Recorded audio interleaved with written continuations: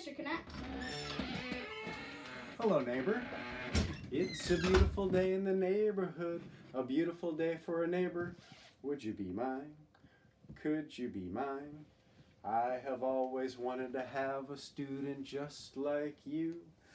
No other student can do the things you do, so why don't you join me and we will have fun? I'll teach you some stuff and then we'll be done. Would you be mine? Could you be mine? Won't you be my student? Come on over, student.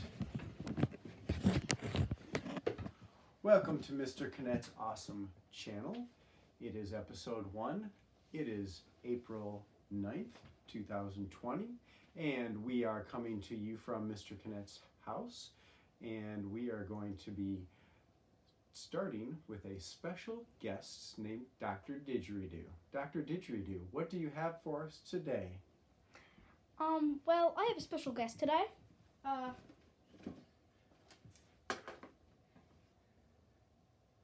This is Coco the ball python. Oh my, students, what a wonderful surprise. Tell us about Coco, would you please, Dr. Didgeridoo? Well, Coco is 3 years old. She's a female. A Sheila, they say. Yes.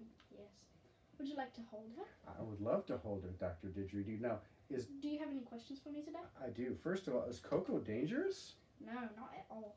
Oh, well, I was a little bit nervous because I don't know. But I do know that if Dr. Didgeridoo says that she's safe, then I'm going to trust her. So, Dr. Didgeridoo, tell us more about this. What kind of a python is this? She is a ball python, also known as the royal python. They're called hatchlings when they're a baby, and the scientific name is Python regis. Wow, that's incredible. Thank you, Dr. Didgeridoo. And how old can ball pythons get? They can get up to 45 years old. My goodness. And where do ball pythons come from? They come from Africa, and they live in they live in the shrublands and the grasslands. And how or why is this called a ball python? Because when it's in its natural habitat, it will ball up like looking like a coil or a ball. Interesting, very interesting.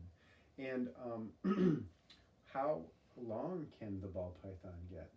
Well, that's not certain. We're not certain about that. Oh. They can get very long, but they can also stay very short.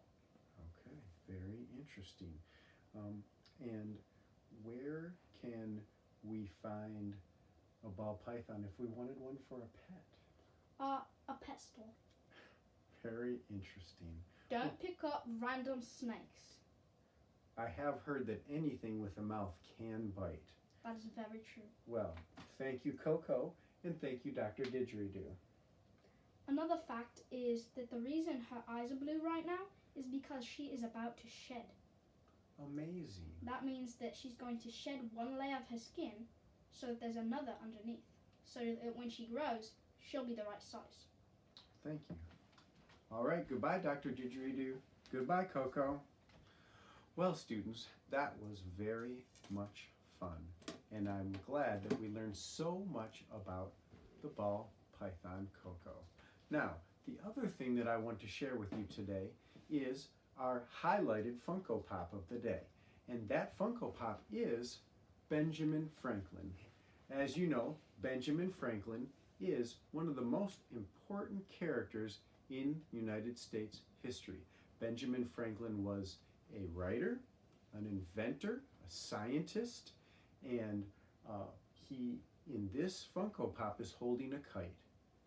Why is that, students? Well, because Benjamin Franklin is famous for experimenting with lightning and electricity. And Benjamin Franklin learned that if he had a kite and he flew it in the air, if lightning were to strike that kite, then that energy from that lightning would be channeled through the kite, and he had a key on the end of the string, and that string and that key would light up if struck by lightning. And that's just one of the many wonderful things that Benjamin Franklin experimented with that helped to make the United States a better place.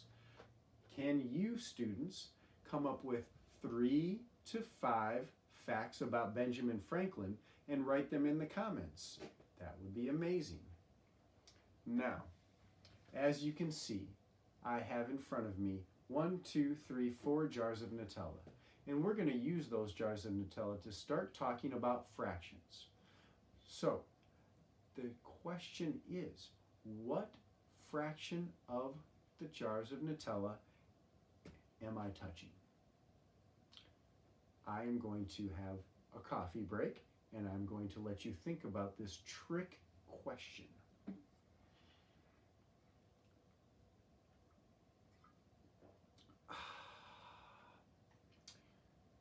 Now, for those of you who already know a lot about fractions, you will know that I cannot do a fraction problem with the jars of Nutella that you see in front of you. And that is because one of these jars is not like the other. And when you're doing fractions, every part must be the same size. We have 3 parts that are the same size and 1 part that is a different size. So we are going to move this jar out of the way, and we are going to replace it with a jar that is the same size. Now, I have 1, 2, 3, 4 parts that are the same size. Now, I am holding my hand over 1 out of the 4 jars of Nutella, which means that I am holding 1/4 of the jars of Nutella. I will eat this jar today, and then I will have eaten 1/4 of the Nutella on this table. If you don't know me already, then you will learn that I love Nutella. So, in the next episode, we will talk about how we take that fraction of 1/4 and we turn it into a percent and we turn it into a decimal. Thank you, Nutella. Now, the next thing that we need to do is we need to talk about morning math, because I know that you all miss morning math, and I have written out today's morning math for you to work on, and that morning math is right here. I'm going to bring it closer to the camera so that you can see it, and you'll be able to pause the video and you will be able to do your morning math. And if you turn in the morning math,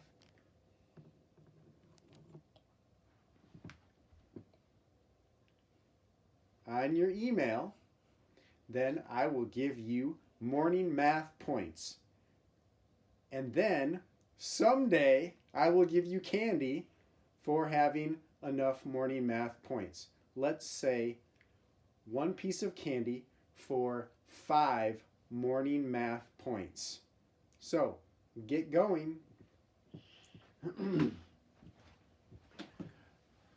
Now, we all know that we can't be together because of the coronavirus. And I have in front of me a couple of things that I have been doing with my family to make sure that I'm safe. The first thing that I have is a mask. And I am the person in my family who goes out to the grocery store to get the things that we need to eat. So when I am outside and I go to the grocery store and I'm around people that I don't know that are not living with me, I put on my mask so that I'm safe. And not only does it make me safe, but it makes sure that the people around me are safe also. Because one of the things that we've learned about the coronavirus is that you don't know if and when you have it. You could have the coronavirus and be able to infect other people and not even know it.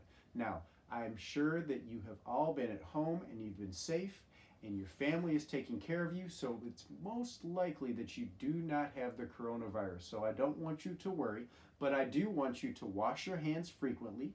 When you go outside and you come back in, I want you to wash your hands, and you should also use Clorox wipes to make sure that you're disinfecting all of the things around you so that you don't spread any virus, the flu or other viruses. And and can help make sure that everybody is healthy and safe.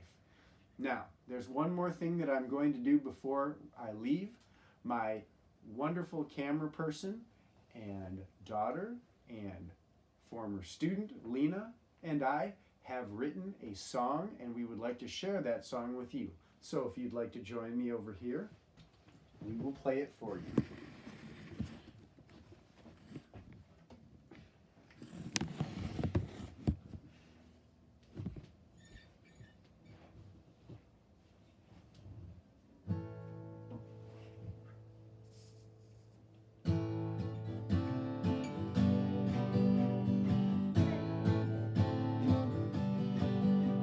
Stay at home, stay at home, be healthy in your own, just stay at home. This virus has got us kinda down, can't ride around with our neighbors and play around. All our friends seem so far away. There's no school to fill up our dusty brains.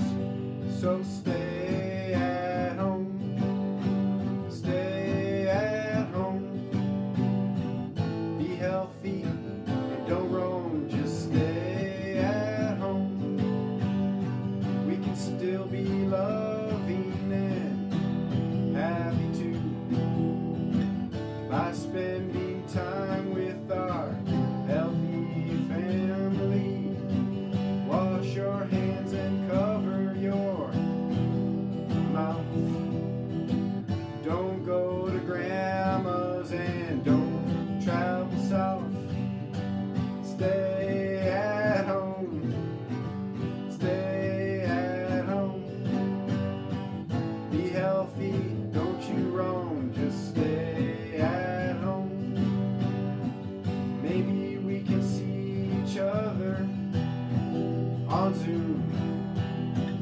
Remember to be nice in the chat room.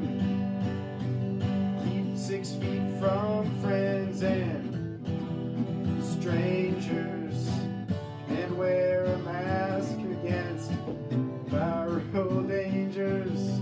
Stay at home, stay at home, be healthy and you roam, don't roam, stay at home.